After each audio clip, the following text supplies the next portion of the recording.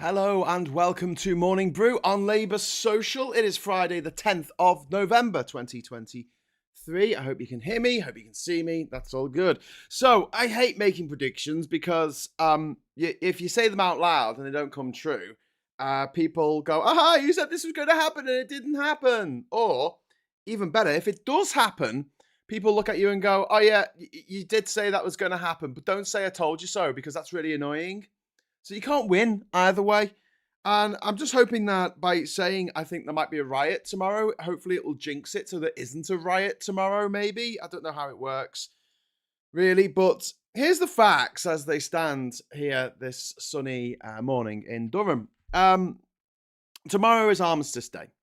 Not Remembrance Day, that's on Sunday. Remembrance Sunday.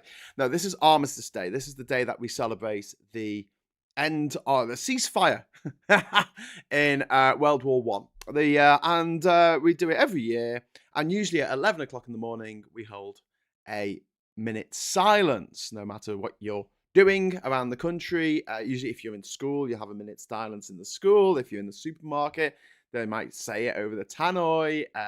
If you're listening to the radio goes silent for a minute. There's the whole thing. I don't remember it being this sort of universal when I was a kid growing up in the 80s, but I don't know, maybe I just notice it more now. Now, on Sunday, they actually have a memorial at the Cenotaph and at churches around the country at 11 o'clock. And a lot of old sort of ex-service men and women come along, which is, this is good. They get to, think about their fallen comrades. And there's a poppy campaign, which is run by the Royal British Legion, which gives charity to veterans. And as a lot of homeless people are veterans, in fact, the proportion of homeless people who are veterans has gone up under the Tory government. It means that some people get some help. So I mean, generally speaking, it's a good thing. We remember the war, the people that fought and died, with this sort of solemnity about it, and we think never again. That's never going to happen again. We don't want to do that again. Although the way things are going in America at the moment, with Trump being 5 points ahead in the polls, yeah, World War III is around the corner, as far as I'm concerned. But that's a prediction for another day. So yeah, the problem is that this whole this solemn ceremony has been hijacked, as things tend to be, by the far right, who have decided to turn it into something that it's not. They've turned it into War Christmas. They've turned it into a celebration of winning the war, or the wars, and the World Cup. And you know the type of person that goes in for this. It's kind of painful. They generally tend to be the people who voted for Brexit. They tend to be a little bit gammon in their complexion. They tend to be older. Not all old people. Not all old people. Oh my God, Jesus. Then he stepped on a landmine there. But a lot of older people go for that kind of thing. They obsess over Spitfires that they never flew and the bombing of Dresden that they didn't actually carry out. But that's people want to do that. I mean, to a certain extent, it's harmless. But then when it spills out into the public domain, with fury and anger and bitterness because your War Christmas is being interrupted by people who are protesting to stop a war. But here's the thing. It's not. It's not at all. Because I'm going to do the maths on this. So the protest against the invasion of Gaza by Israel is taking place on the afternoon of the Saturday. Is 11 a.m. in the afternoon? No. Okay. Is it going past the Cenotaph? No. It will be passing a mile away from the Cenotaph. It's not marching. They're not marching to Parliament. They're marching to the American Embassy. So they'll be going 1 mile to the west of the Cenotaph is the closest they're going to be. So realistically, other things go on a Saturday afternoon when it is Armistice Day on a Saturday. It doesn't always fall on a Saturday. Obviously, it changes each year. The football matches still go ahead. Boxing, I guess, wrestling. I don't know. They're not going to stop the war in Ukraine. They're not going to stop the war in Yemen. They're going to still stop the war in Gaza. things continue. Life goes on. Life goes on. But apparently, having this this pro-Palestinian protest on Saturday afternoon is a massive insult to the people who are remembering the war dead. Now, I assume we'll not be going to any of the footy matches that are going to be played on the Saturday. They're going to be staying at home and weeping, gnashing their teeth, and rending their clothes and pulling out their hair. I don't think they're actually going to be doing that. I think they're hypocrites, but that's another story. So, who wades into this but our Home Secretary, the woman who looks like a blobfish, and yet she's the one who goes on about this blob that frustrates their efforts to fly innocent women and children, genuine refugees to Rwanda. That's her plan. She wants genuine refugees to be sent off to Rwanda. I mean, what? She's waded in and she's written, well, she said some horrible things. She's called it a hate march, which wasn't very helpful. And now she's written an article for the Times newspaper, which came out late on Wednesday night. And this, for any other politician in any other party, probably anywhere else in the world, this would be the end of their political career. That'll be it. They'll be out in the rear and they'll have the whip removed. But Rishi Sunak is short of stature and also short of courage because he just doesn't really seem to have the handle on his own Home Secretary. And there's been discussions over like what she's got over him, etc.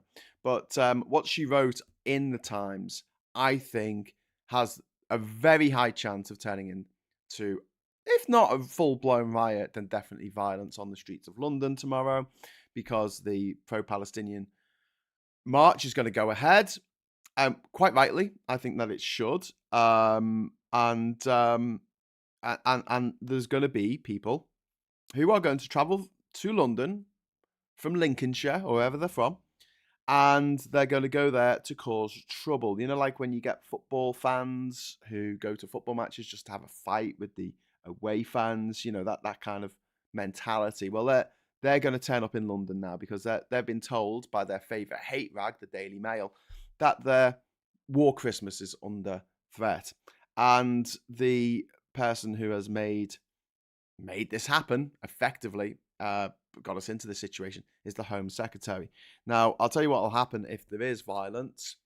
Police officers are going to be injured. That's it. I mean, as things stand, they probably had enough police officers to be at the protest. If there was any problematic people at the protest, they could be arrested. Don't forget, the police have arrested, 4,000 people from Just Stop Oil? Is that right? Someone check that for me. I think it's 4,000 people have been arrested so far from Just Stop Oil. I mean, come on. They've got the resources to do that kind of thing. But not all at the same time. And the worry is that we get the people who are protesting against the war in Gaza, who are obviously emotionally invested, a lot of them very heavily in what's happening. And then you're going to get a lot of bother boys in bother boots turning up and trying to start a fight with them. And the police are going to be stuck in the middle. And the Home Secretary, who is supposedly in charge of the police, is going to be the person who instigated it. This will be, if it happens, I mean, it might not, touch wood, it'll all go off without a hitch. But, I mean, the police know what they're doing. I think what they'll try and do is, if there are bother boys, and they are pretty obvious that they are bother boys, they'll kettle them in. They'll stop them from actually reaching the pro-Palestinian protest.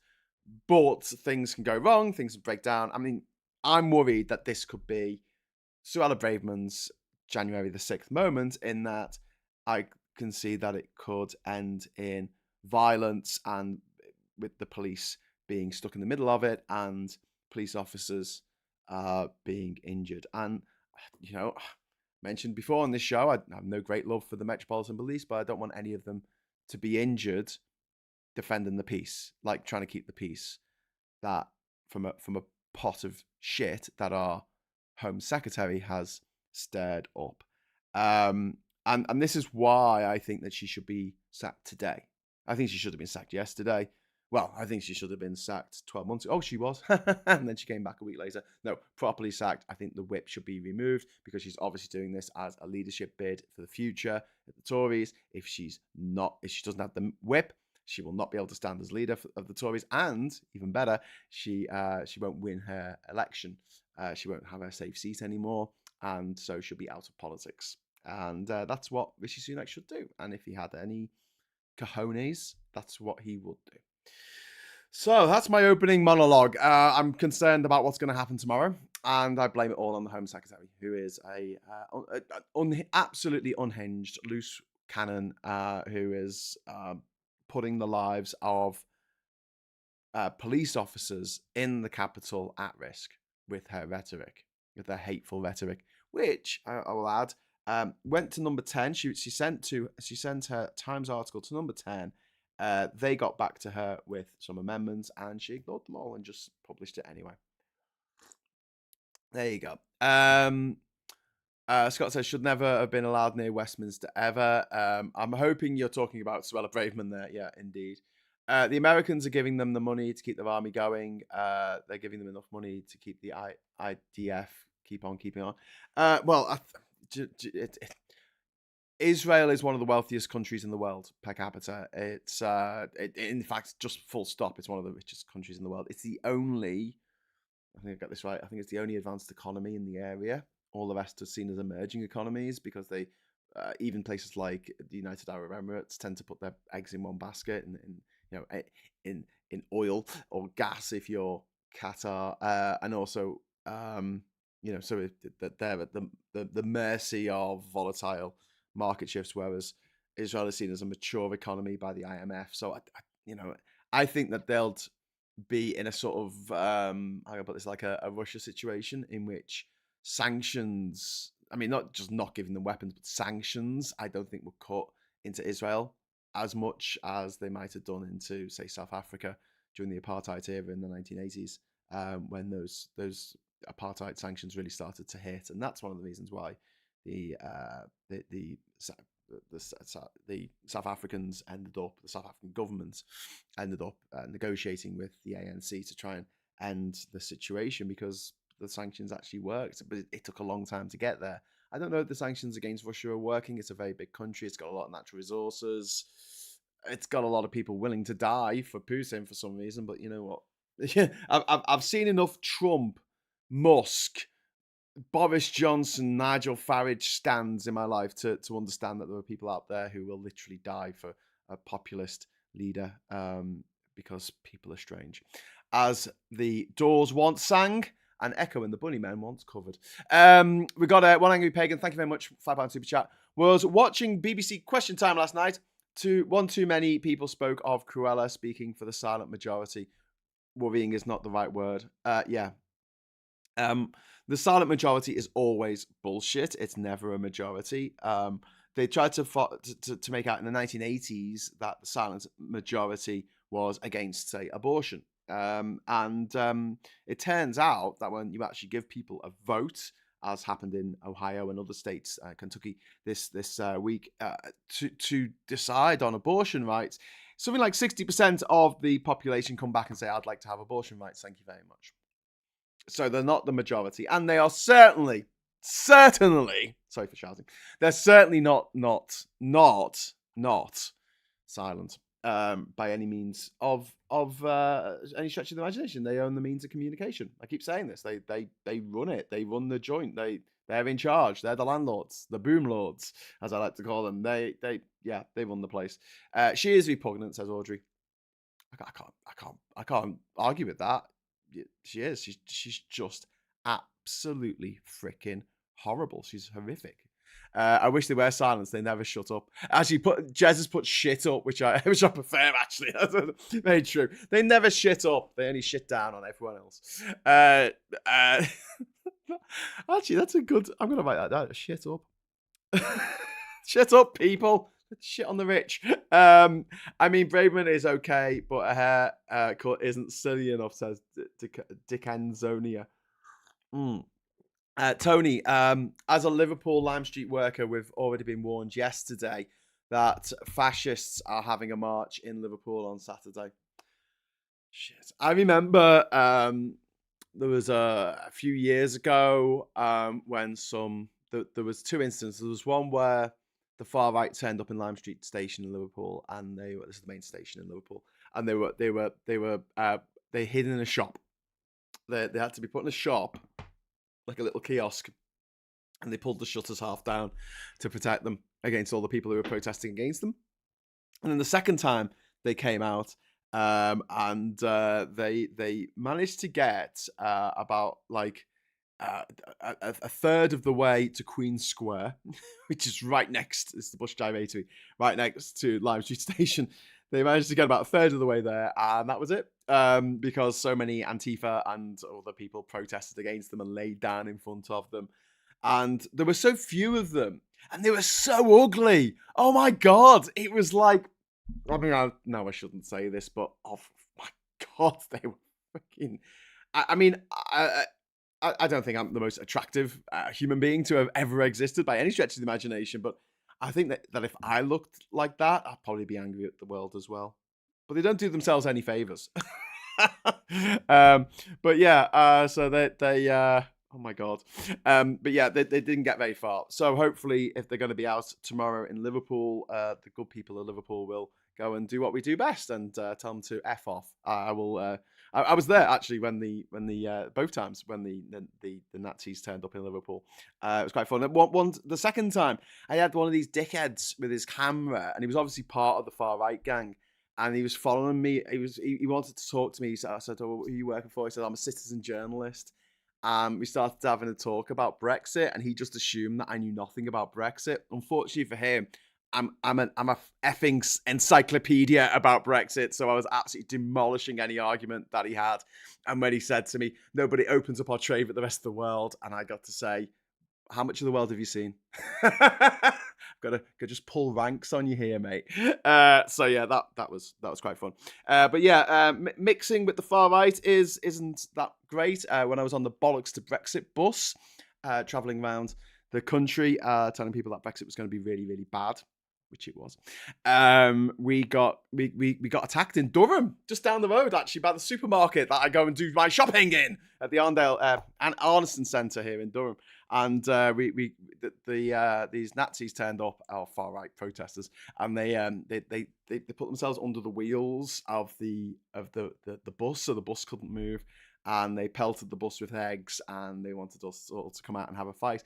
And I was talking to them. I was outside the bus. I was told to get on the bus by the police, but like I was saying, why? Because they're all like scally working class lads, and I'm just like, why are you dancing to Boris Johnson Street? Why are you dancing to Rees-Mogg Street? Why are you doing what the posh people who wouldn't piss on you if you were on fire, why are you doing what they want you to do?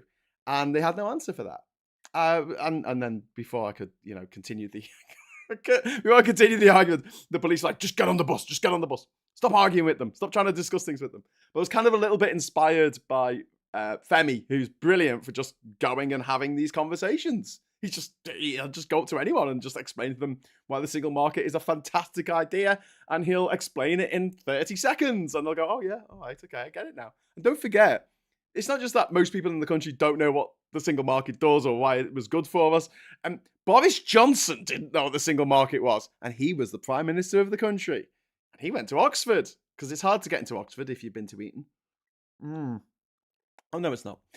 Plum Duff, thank you very much for the £10 super chat. Thanks all for being here and keeping me sane in these turbulent times. Oh, thank you, Plum Duff. And thank you for keeping me sane as well, all of you. Incels says Corey Tunt. Yeah. I mean, did they make up that insult for themselves? Like, is that what they call themselves? Involuntarily celibate? Like, why would you advertise? I mean, I don't. It's just pathetic, isn't it? Sarah says, hi, Graham. Hi, Sarah. Howard says, fascists don't come to Brighton these days. A goodly cross-section of the entire population told the BMT to F off in no uncertain terms. Fantastic. Just a break in the rain would be nice, says Dick and Sonia. Or Dick and Sonia.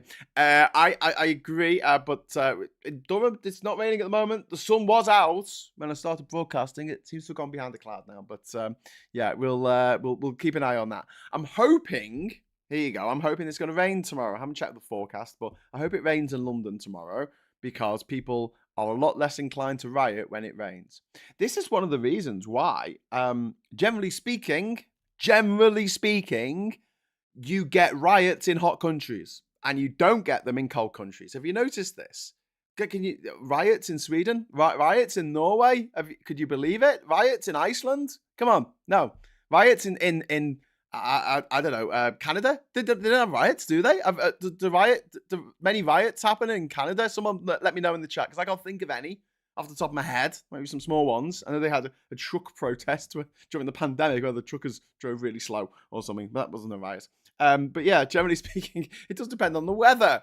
And if it's cold and miserable and wet outside, there's a lot of people who are like, yeah, I'm willing to fight and die for my cause, but I don't want to get a bit wet. So it just doesn't happen. That's one of the reasons why we probably never had a revolution in this country either. Just the weather. You know, you've looked outside, it's raining. Sod it. But we'll just live under the iron yoke of our lizard overlords for another few decades, stroke centuries. The heat drives people crazy. Paris isn't exactly warm, and they have them constantly. Yeah, but it's warmer than the UK. It's closer to the equator than the UK. Maybe that little bit of a difference makes all the difference. I don't know. We just tend not to, go for that kind of thing so much. I mean, we've had riots, but the further north you go, I think you have fewer riots. Had there been any riots up in the north of Scotland? I don't think so. Not many people up in the north of Scotland, but I don't ever recall reading about the riots of John O'Groats. I mean, there's probably a few reasons for that, but yeah. Do you know what I'm saying? Like, Antarctica, that's never had any riots. Shut up. I live in Belfast. The West Sectarian riots are definitely when the sun's out. But thank you, Malcolm. Yes, exactly. But so I'm hoping it's going to rain tomorrow. But amazingly enough, Suella Braverman's actually pissed off everyone in Northern Ireland as well, including the Unionists, by saying that the organisers of the pro-Palestinian march tomorrow are disturbingly, I think they're disturbingly familiar or something like that, disturbing echoes of Northern Ireland and the marches there. And when anyone thinks of marches in Northern Ireland, they don't necessarily think of the IRA, do they? They think of the Orange Order marches, which are unionist marches, you know, celebrating the Battle of the Boyne, when that guy came over, this stadtholder from, it was some guy from Holland, called William of Orange, or the Netherlands, I should say. Some guy from the Netherlands was asked to become our king because we didn't like the king we had, so we got rid of him and we got William in instead.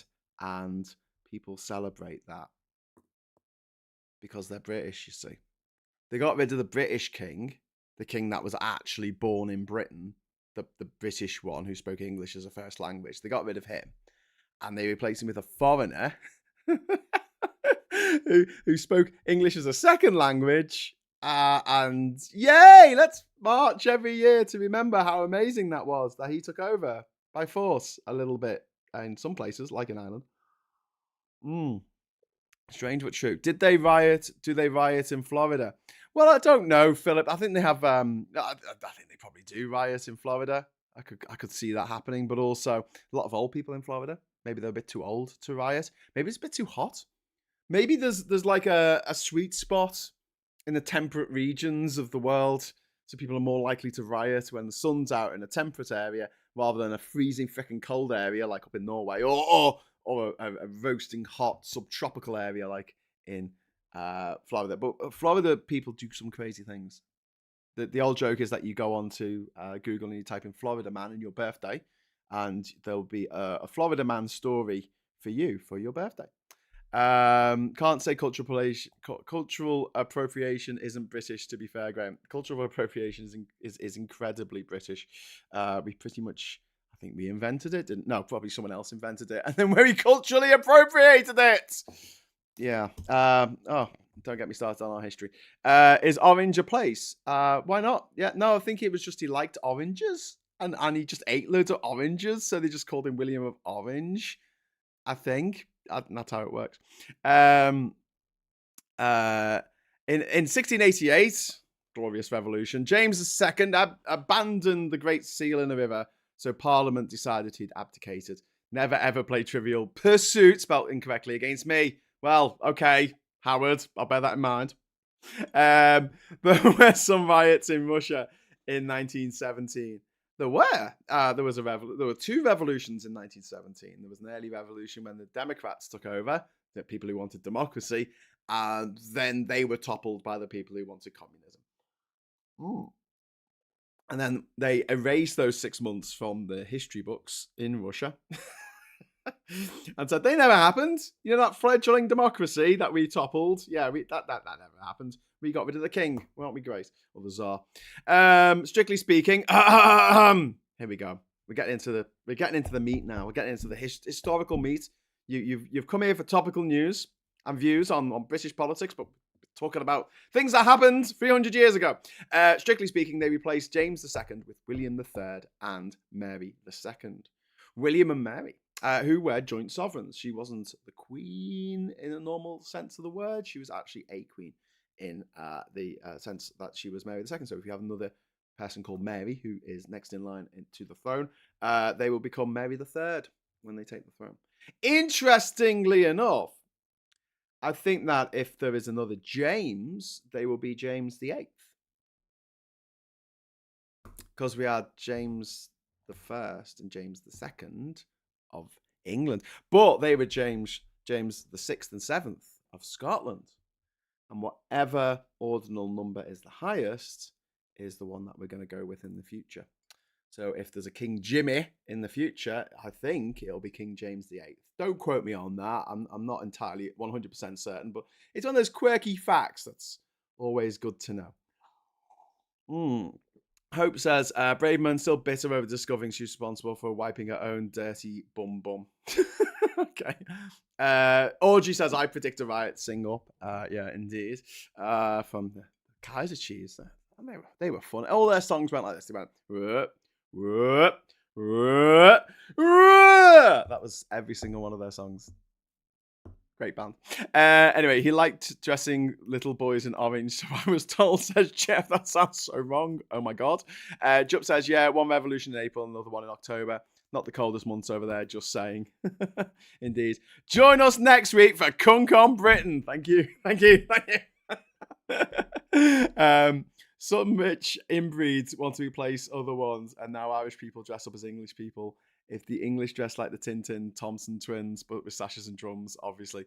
Yeah, I mean, just the fact that the Orange Order is still a thing, and they still bang on and on and on about the Battle of the Boyne all these years later when nobody cares. No one gives a shit. No one cares.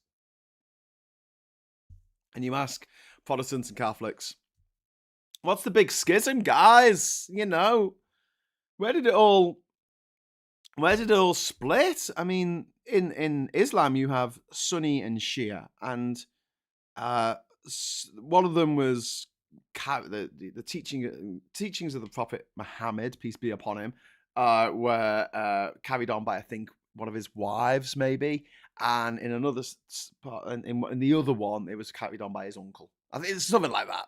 Someone correct me in the chat, as always.